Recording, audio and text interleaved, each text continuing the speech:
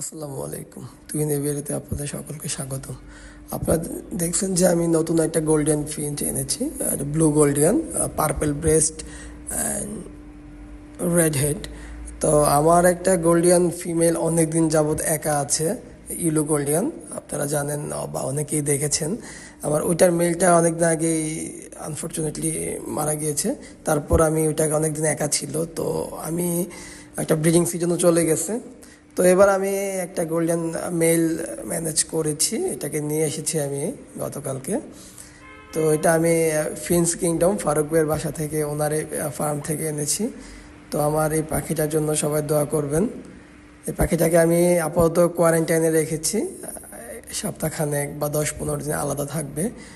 তারপর আমি কোর্স টুর্স করে দুটাকে একসাথে দিব। তো ভালো থাকবেন। আসসালামু আলাইকুম।